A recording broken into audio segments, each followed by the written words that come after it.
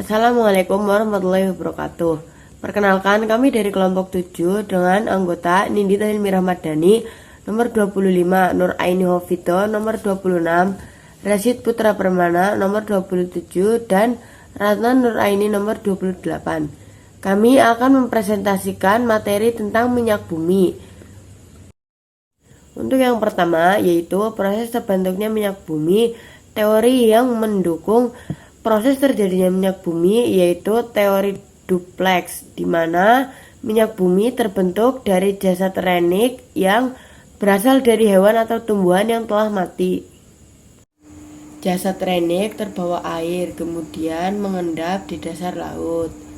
Akibat dari lamanya waktu, temperatur yang tinggi dalam tekanan oleh lapisan atasnya mengakibatkan jasad renik menjadi bentuk bintik-bintik dan gas. Lalu lumpur yang bercampur jasad renik akan berubah menjadi batuan sedimen berpori.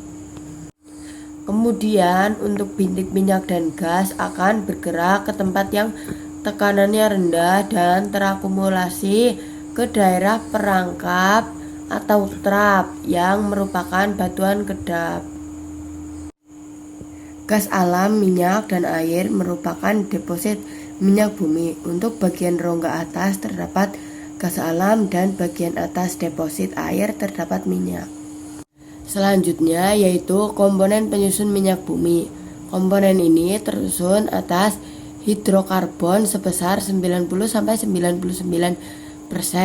belerang 0,7-7%, nitrogen sebesar 0,01-0,9%, oksigen sebesar 0,01-0,4%, dan zat organologam dengan presentase yang sangat kecil.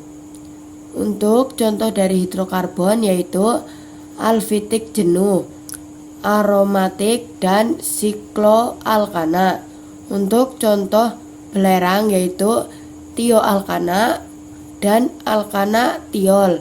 Untuk contoh nitrogen yaitu pirol atau C4H5N. Untuk contoh oksigen yaitu asam karbosilat. Untuk contoh organologam yaitu logam nikel. Tahap pertama atau primary processing dilakukan dengan dilatasi bertingkat. Proses dilatasi berulang-ulang sehingga didapatkan berbagai macam hasil berdasarkan titik didihnya. Hasil proses dilatasi bertingkat. 1.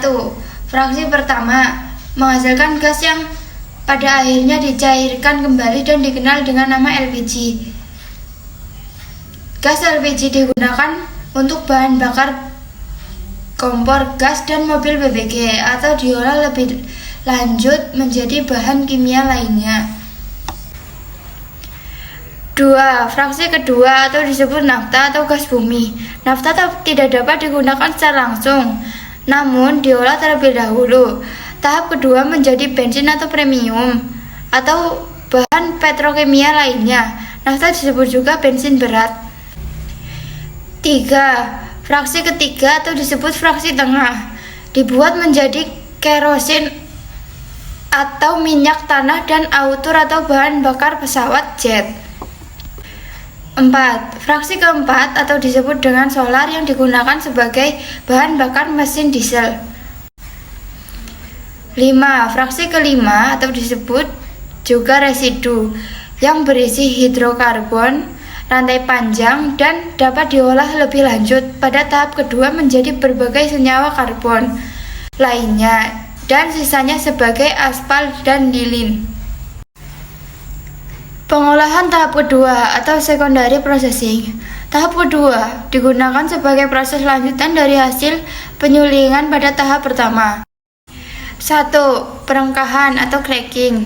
Pada proses perengkahan dilakukan perubahan struktur kimia senyawa hidrokarbon yang meliputi pemecahan rantai alkilasi atau pembentukan alkil, pelimentisasi atau penggabungan rantai karbon, reformasi atau perubahan struktur dan isomerasi atau perubahan isomer. 2. Ekstraksi. Pembersihan produk dengan menggunakan pelarut sehingga didapatkan hasil lebih baik dan lebih banyak dengan mutu yang lebih baik. 3. Proses kristalisasi. Proses pemisahan produk-produk melalui perbedaan titik cairnya, misalnya dari pemurnian solar melalui proses pendinginan, penekanan dan penyaringan akan diperoleh produk sampingan lilin. 4. Pembersihan dari kontaminasi atau treating. Pada proses pengolahan pada tahap pertama dan kedua, sering terjadi kontaminasi atau pengotoran. Kotoran-kotoran ini harus dibersihkan dengan cara menambahkan soda kaustik atau NaOH, tanah liat atau proses hidrogenasi. Hasil proses tahap kedua dikelompokkan berdasarkan titik didih dan jumlah atom karbon pembentukan rantai karbonnya. Fraksi hasil pengolahan minyak bumi, tabel fraksi hidrokarbon yang didapatkan dan distilasi bertingkat. Nama 1. Gas. Rantai C1 sampai C4, jarak titik didihnya kurang dari 25 derajat Celcius, kegunaan gas LPG. Gasolin. Rantai C4 sampai C12, jarak titik didih 20 sampai 200 derajat Celcius, kegunaan bahan bakar kendaraan bermotor. 3. Kerosin. C10 sampai C14, jarak titik didih 174 sampai 276 derajat Celcius, kegunaan bahan bakar kompor. 4. Minyak diesel. C14 sampai C19, jarak titik didih 200 sampai 400 derajat Celcius, kegunaan bahan bakar mesin diesel atau solar. 5. Minyak mineral. Rantai C19 sampai C35, jarak titik didihnya 350 derajat Celcius, kegunaan minyak pelumas atau oli. 6.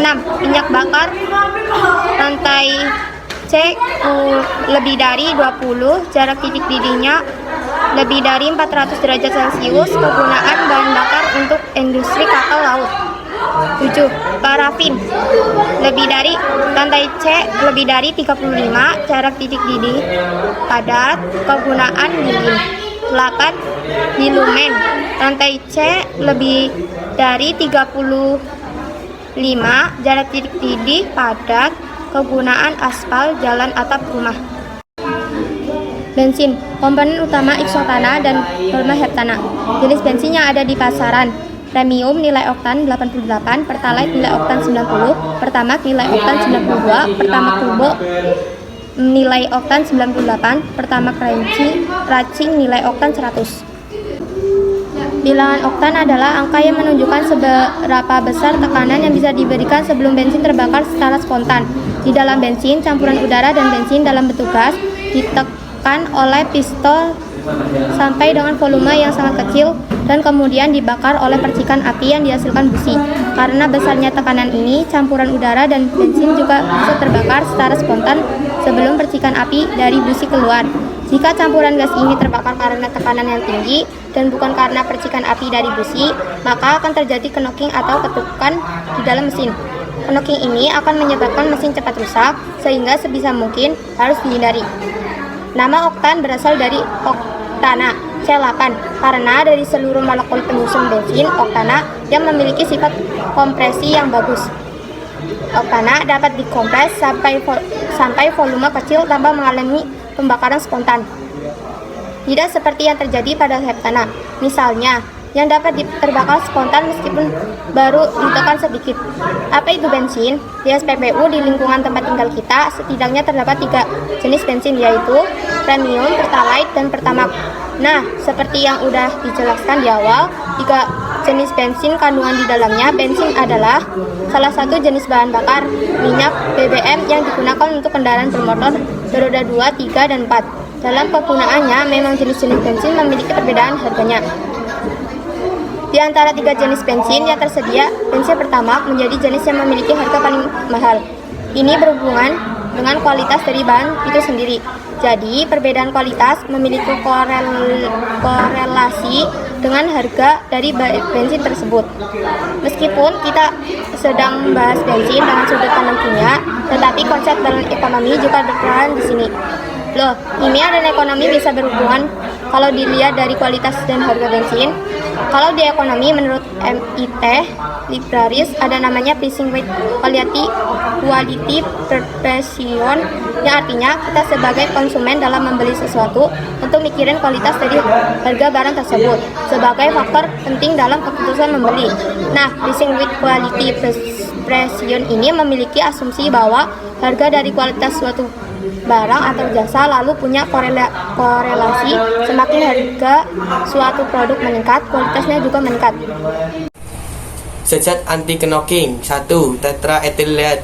Kegunaan tetraethyleat atau tetraetil timbal adalah sebagai bahan adiktif yang dicampurkan ke dalam bensin dengan tujuan meningkatkan kualitas bensin. 2. Metil tersial butil etir atau MTBE. Metil tersial butil etir atau MTBE digunakan sebagai zat adiktif bensin, yaitu untuk menaikkan bilangan oktan.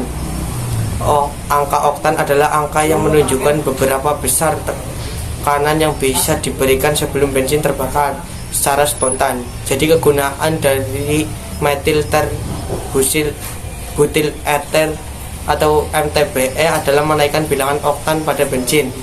3. Etanol. Zat adiktif lainnya yang dapat meningkatkan efisiensi pembakaran bensin dengan bilangan oktan 112 adalah etanol. Etanol ini memiliki keunggulan dibandingkan TEL dan MTBE, tidak mengandung timbal dan bisa diuraikan oleh mikroorganisme sehingga tidak mencemari udara atau lingkungan. Di samping itu, etanol bisa dapat dari hasil fragmentasi tumbuh-tumbuhan sehingga ketersediaannya cukup melimpah, juga dapat dibudidayakan.